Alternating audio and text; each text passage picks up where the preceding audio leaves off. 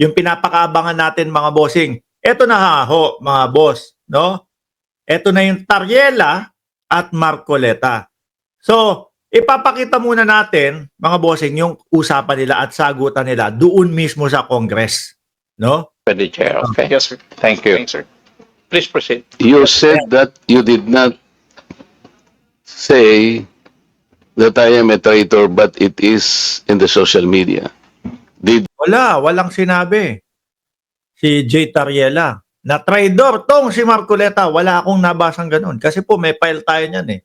you take an effort to clarify that so that you could not mislead people because they might believe that you have said that? It is only now that you are disowning this statement. Mr. Chair. Yes, sir, Chair. Hmm. Yes, sir. Gusto niya pagsurihin si J. Tariela doon sa sinasabi niyang tinawag siyang traidor kahit wala namang sinabing ganun si Tariela. To the Honorable Marcoleta, sir. Let's put it on record. I did not use the word traitor in describing your statement that the West Philippine Sea ay kathang-isip lamang po. Let me read. Ayun po mismo, no? Yun po talaga ang pagkakaintindi ng mamamayang Pilipino na ang West Philippine Sea ay katanghisip, gawa-gawa lang natin. Mga bossing, ano isipin mo dun? Grabe, yung ating gobyerno ay patuloy na nakikipaggirian, patuloy na nakikipagsagutan, patuloy na ipinagtatanggol ang West Philippine Sea. Tapos maririnig natin sa isang Congressman Marcoleta na no West Philippine Sea.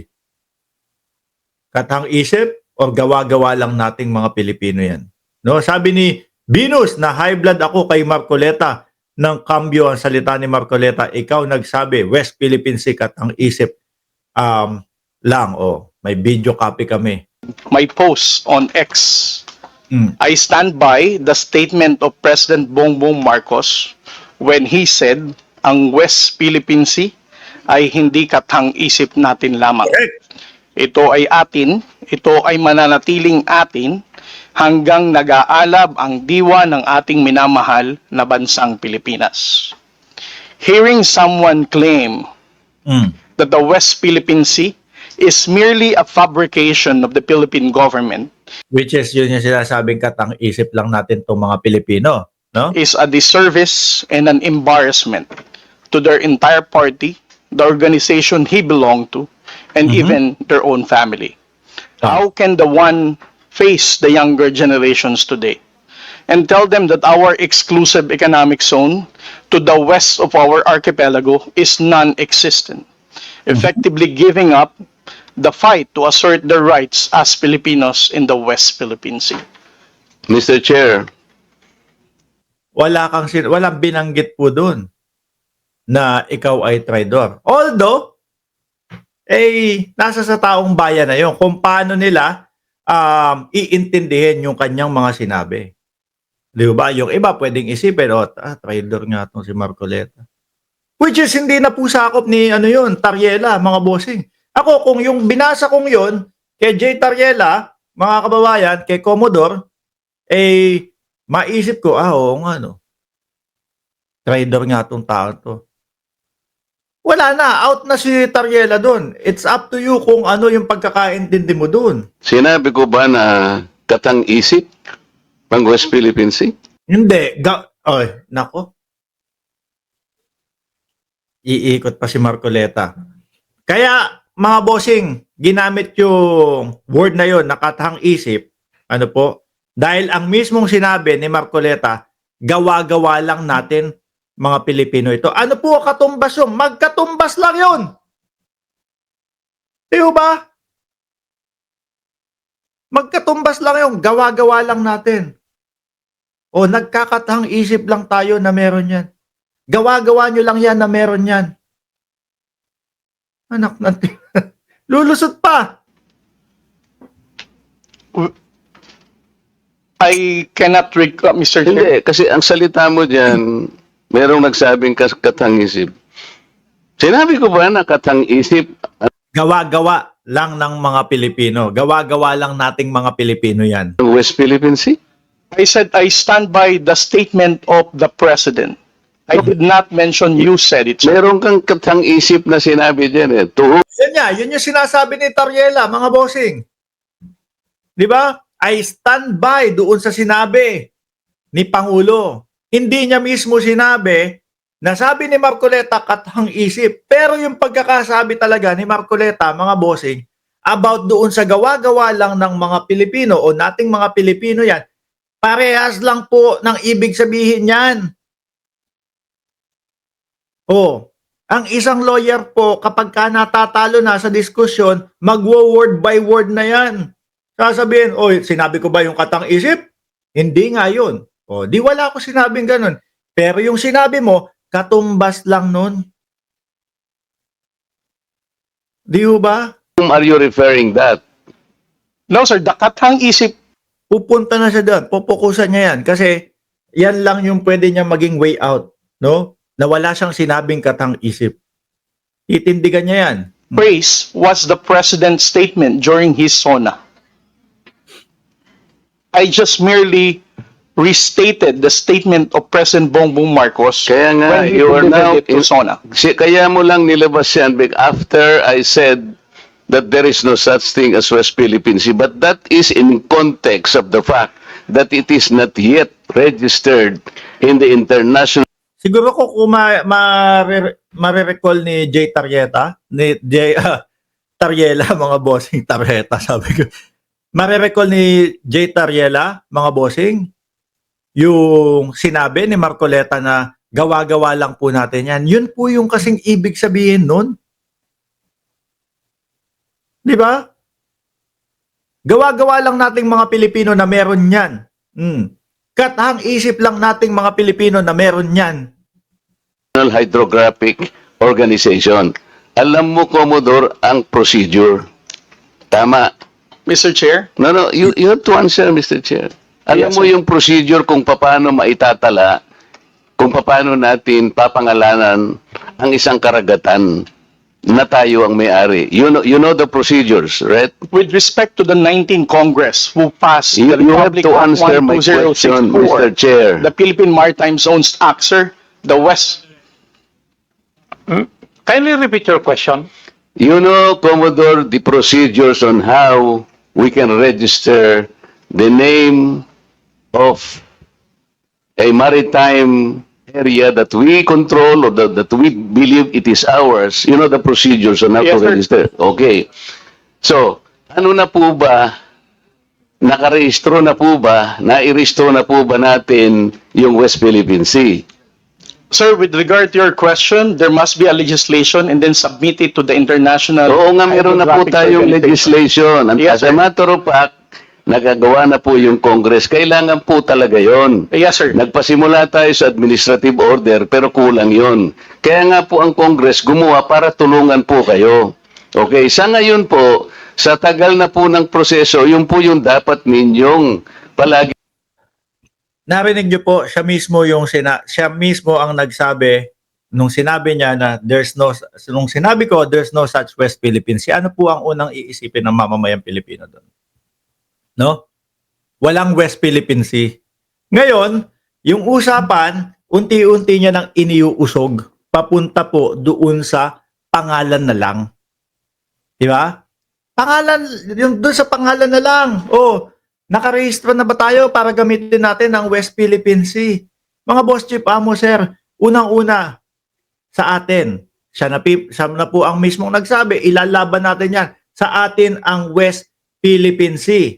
Ano po? So ngayon, para mapapaniwala po natin doon sa gusto nating iparehistro, kailangan akapin po natin. Ano po? Total, sa atin na naman. O dito muna sa bansang Pilipinas, tayo muna. West Philippine Sea. Ang tawag dyan, ang pangit naman siguro. Marcoleta, kung, oy, sa atin ang South China Sea. Pangit naman yun, di ba? Tayo na lang. O, wag muna natin pag-usapan yung international. Yakapin muna natin yung pangalan na ipinangalan sa atin dahil sabi mo nga, Marcoleta, sa atin, tayo munang mga Pilipino. No? West Philippine Sea. Pangit, no? Oy, sa atin ang South China Sea. Putik na yan. Ilalagay mo doon sa pangalan nung ginawa nila Bato de la Rosa. Sa atin ang South China Sea.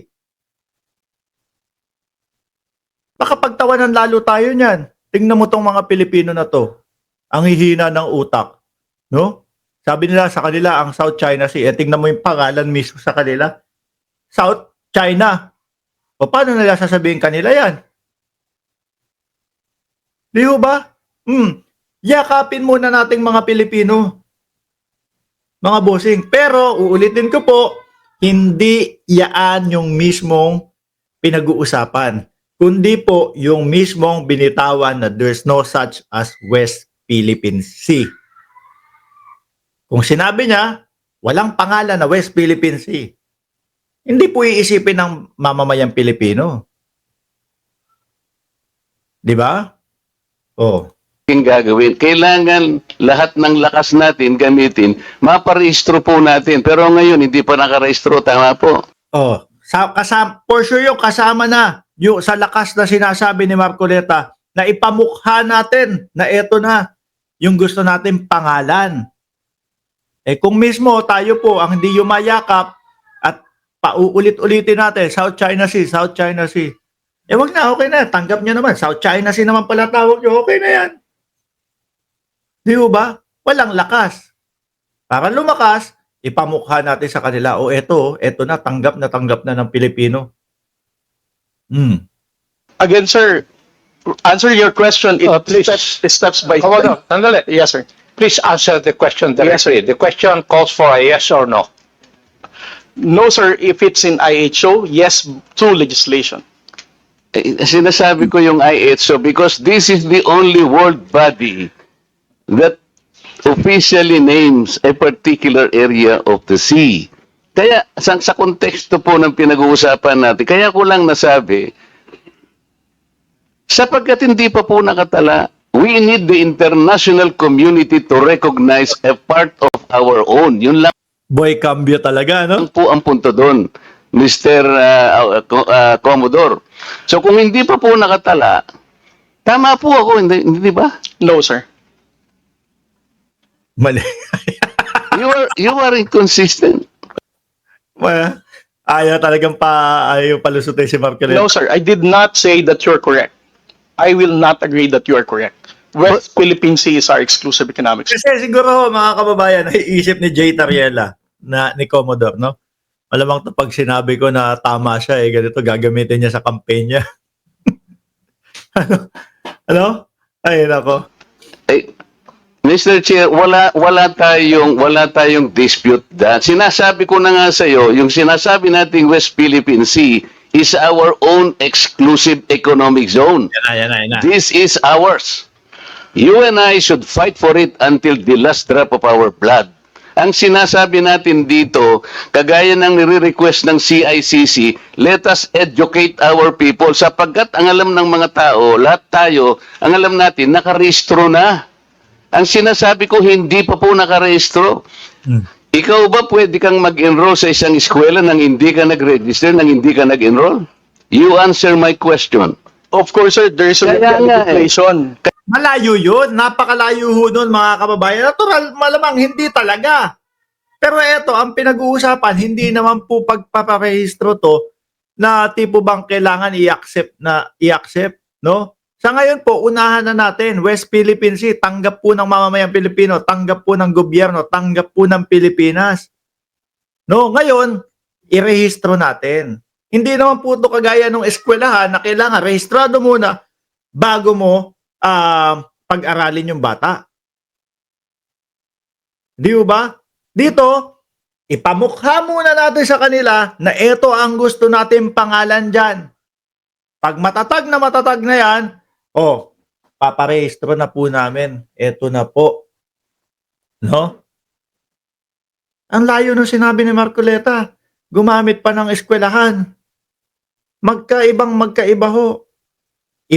Ipakita muna natin sa buong mundo na tayong mamamayang Pilipino, inaakap natin yung pangalan na yon at ito ang gusto nating ipangalan dahil atin to, pag narinig na nila, parehistro po namin to, ito yung gusto namin pangalan. Versus doon sa ikukumpara niya, makakapag-aral ka ba ng hindi rehistrado? Yun, iba yun, no? Magkalayo yun, magkaiba.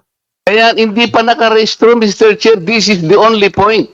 Let us not create a mountain out of molehill. Bigla mong sasabihin, in response to what I said, Pero sir, sorry. Hindi ako papahulog dito sa ganito ni Marcoleta na bigla siyang kambyo na pangalan yung kanyang pinupunto. Kasi po yung unang sinabi niya talagang madiin. There's no such West Philippine Sea. tatang isip o bla bla bla at lumabas sa traitor. Hindi ka man lang Hindi na kontrolado ni Jay Tariela yon, mga kababayan. Doon na yon sa mga taong nagbasa at kung paano nila ipapasok sa isip nila yon. hindi ka man lang gumawa ng effort, for example, na I did not say that. Ngayon mo lang sinasabi. But you know, people are bashing me. I am pro-China. When is the last time or the first time that I am pro-China? Again, Mr. Chair, I never said that you are a traitor. That is clearly posted on my Makulit si Marcoleta, no? Twitter Pero account. hindi ka po nagbigay ng paliwanag na sinabi mo sana doon sa social media din. Bakit nyo ina-ascribe sa akin na sinabi ko na traitor si Kong Marcoleta? I did not say that. It is only now that you are explaining na wala kang sinabi. Ipipilit ang ipipilit. But kumalat na sa social media, kaya nga tayo nandito. These are the excesses and the abusiveness of social media, Mr. Chair. Nangyari na. Kahit na ilang libong mag-explain ka. Ayan, tama naman ito si Ralph. Gaya ng bigyan muna ng pangalan ang tao, pabinyagan mo kung anong dapat mong ibigay na pangalan. Yaan ang mismong dapat na example. Hindi yung kay Marcoleta. Di ba? Kagaya na lang tama yan. Yan ang eksaktong-eksakto, mga kababayan. No? Pagkaluwal, ano pangalan nito? Hindi po mapaprocess ang birth certificate nito, mga magulang kung walang pangalan. 'Di ba? Mag-isip po kayo ng pangalan. Saka natin i-rehistro. Di ba? Tama si Ralph Laur. Dito, yung tao narinig na nila na ikaw ang nagsabi because meron ka pang litrato doon eh. Mr. Makulit. Pinipilit niya na si Jay Tariela, mga bossing, ang nagsabi na traitor siya. No? Gusto niya kasing makuha yung mahiwagang sorry. Hilig ni Marcoleta sa ganyan. Chair, No. nobody has ever asked me whether you are a traitor. This was only the first time that I was asked whether you are a traitor or not. You are not even aware na sa social media sumabog yun? Nandun yung litrato mo and the claim that I am a traitor. Ngayon, Wala akong nakikitang ganun Siguro kung meron man yung mga vlogger na iba. Ano po? Yun ang dapat hagilapin ni Marcoleta. Yun yung pagpapaliwanagin niya. Pero eto, ang linaw po, nung sinabi ni Tariela na he standby lang doon sa sinabi ng ating Pangulo na hindi gawa-gawa o hindi katang isip ang West Philippine Sea. ka lang nagpapaliwanag na I am not a traitor. Pero nangyari na yon.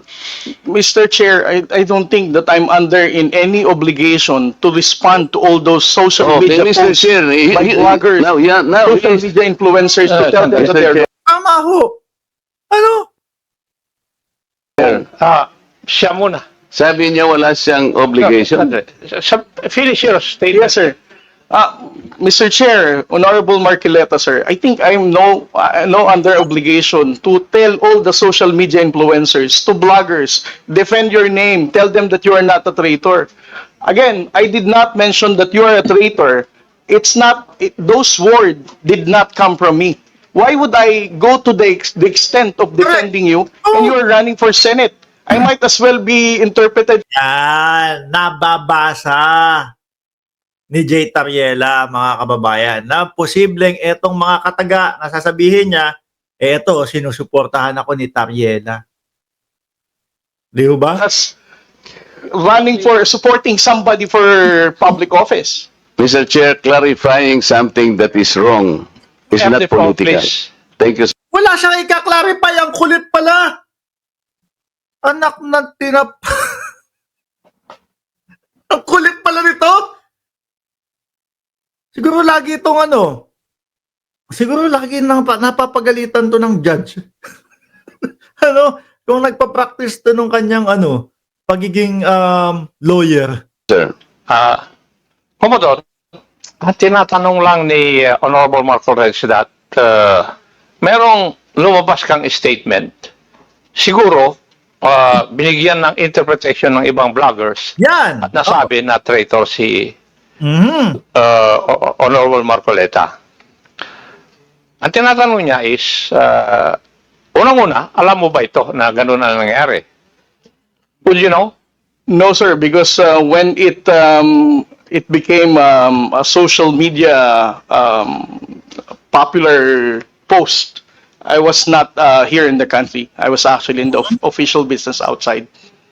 So, Saka hindi naman yan mga vlogger, hindi naman vlogger yan na talagang kailangan kami lahat sasalain namin, hanapin namin yung mga pinag-uusapan talaga sa politika.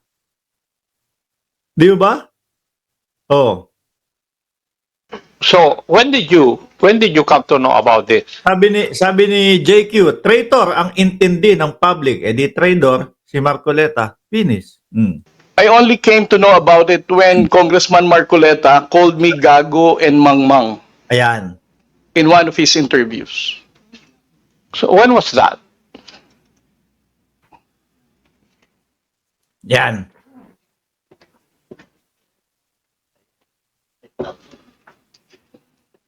Sinabi niya ho talaga yon, mga kababayan. At kaya kami na late ng ilang minuto kasi sinigurado ko po na hindi ko lang sasabihin yung interview na yon. Maipapakita ko po sa inyo kung ano yung mismong ginamit na word at sinabi ni Marcoleta, mga bossing. Kaya kung ako ipapatawag sa Congress ni Marcoleta, ay nako.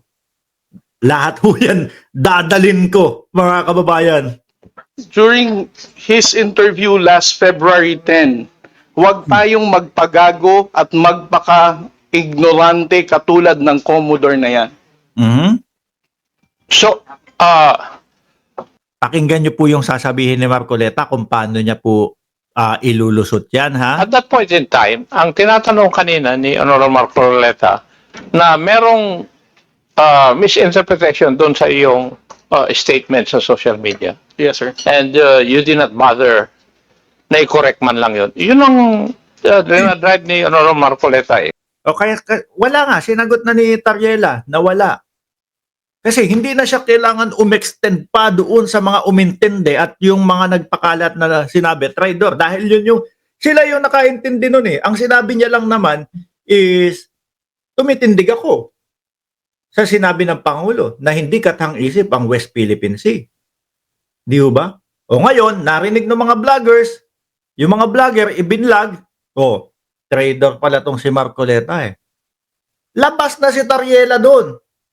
Dahil yung tao na yun, yung nakarinig, yun na yung tanongin ni Marcoleta, bakit mo ako nasabing kasi yun yung pagkakaintindi ko kay ako naman po, hindi naman ganun ang pagkakaintindi ko sa sinabi niya eh. No? Isang congressman lang na naniniwala na walang West Philippine Sea. Yun po yung pagkakadetalyado ni Jay Tariela, mga bossing. Kanina pa. Yes, sir. So please answer that question. You did not do anything. I did not do anything, sir. Okay. No, wala. Why? Why did you not do anything? Wala. It's because, sir, if I'm going to keep on defending because one... No. Yeah. You are not supposed Yes. to defend me. Yes, sir.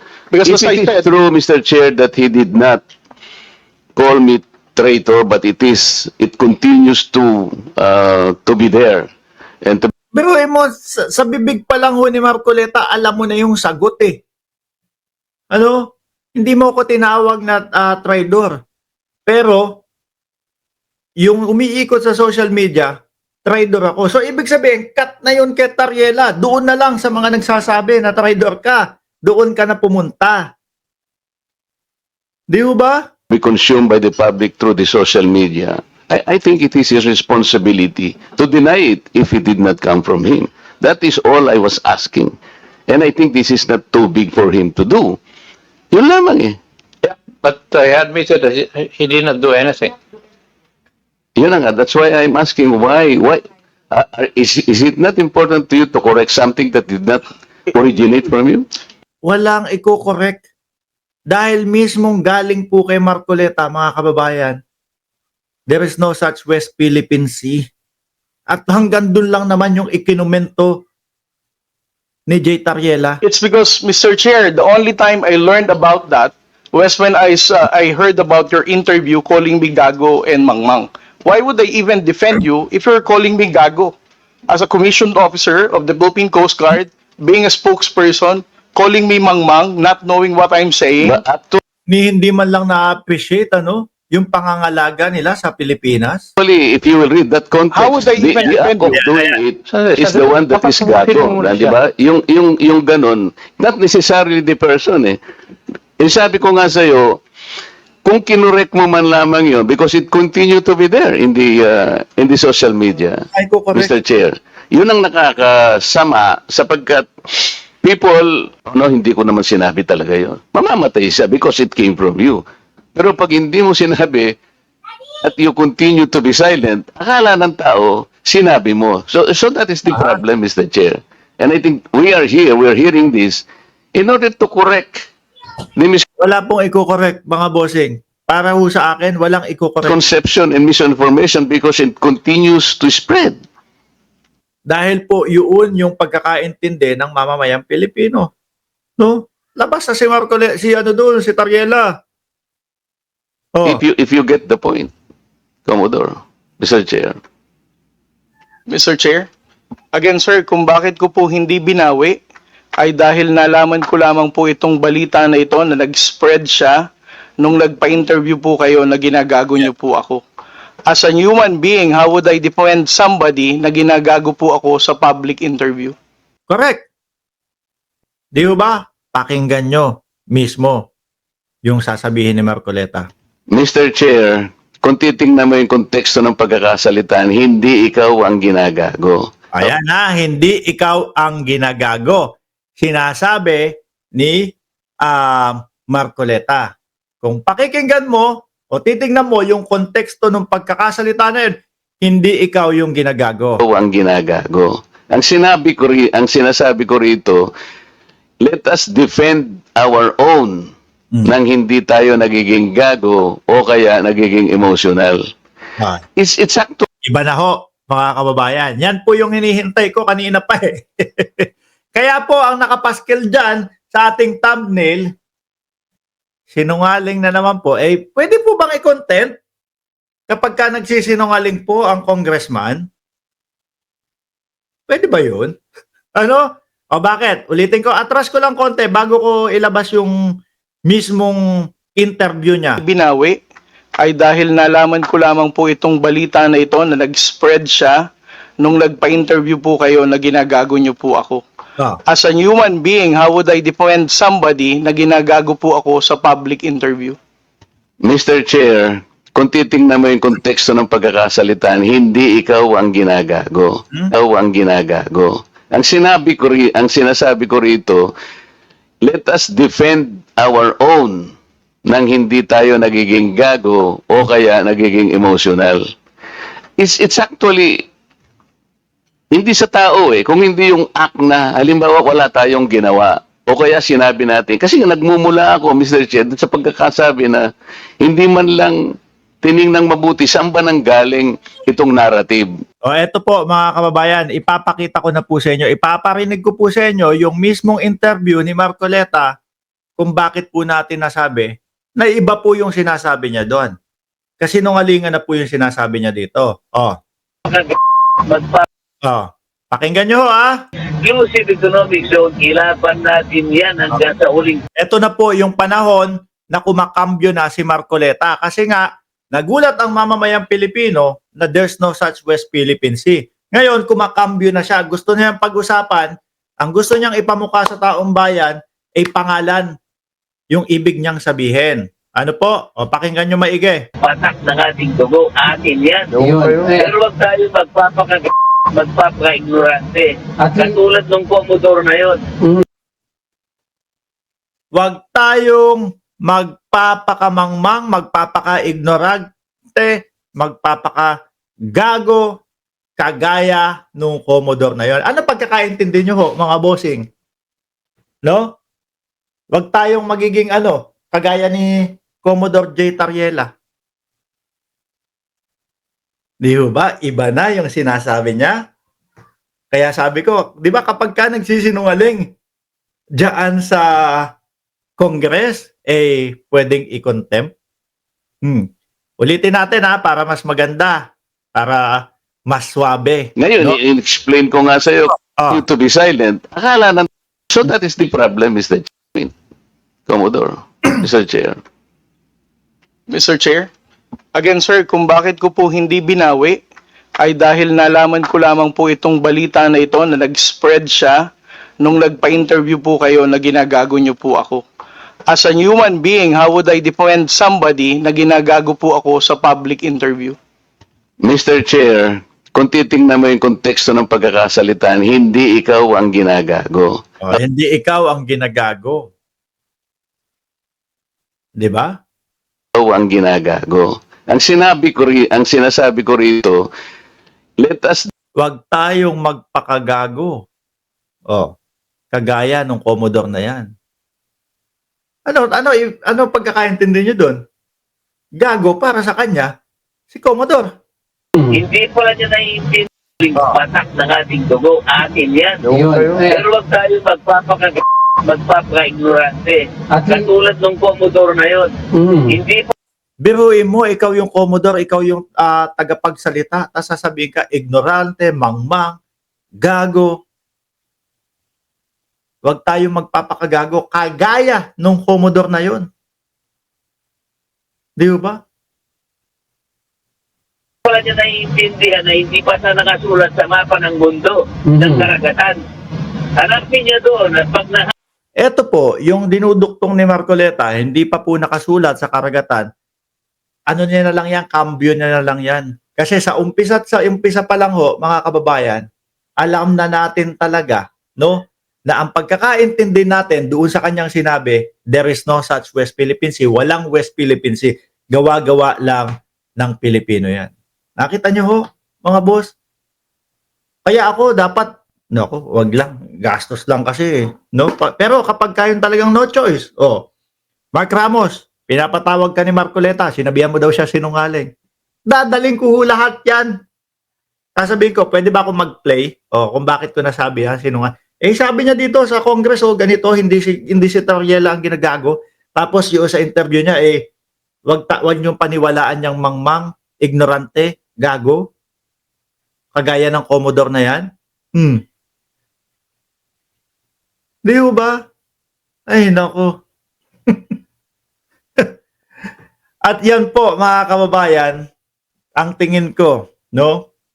Kaya po, ewan, kung ano mangyayari sa kandidatura ni Marcoleta. Tapusin na natin to.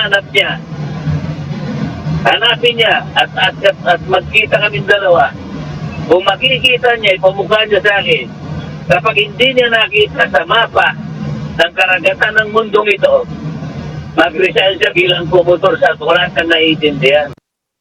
Sa ano na lang po niya yon? Doon na lang po sa pagkambyo niya, kaya biglang ang sinasabi niya yung pangalan.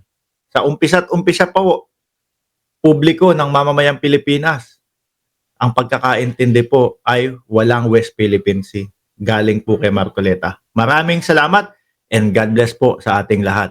Bukas po.